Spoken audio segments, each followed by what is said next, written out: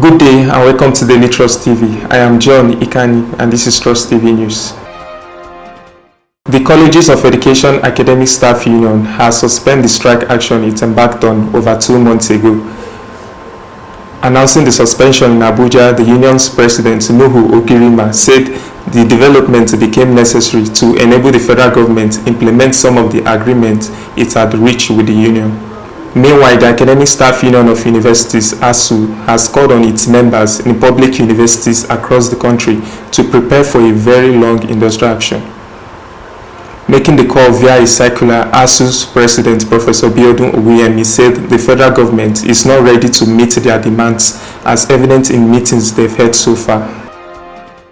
The House of Representatives has held a plenary session without the one-third quorum required by the Constitution before legislative business can be conducted.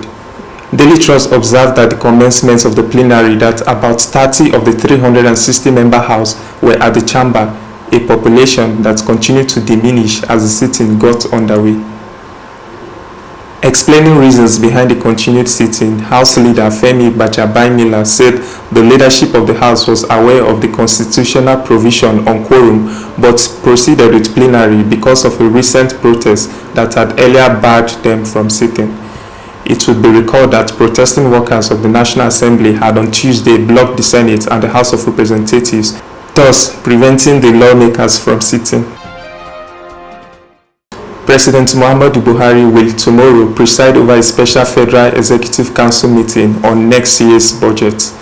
Speaking to State House correspondents at the end of Wednesday's FEC meeting, presidential spokesperson Femi Adesina disclosed that tomorrow's FEC meeting is aimed at scrutinizing the budget before transmission to the National Assembly.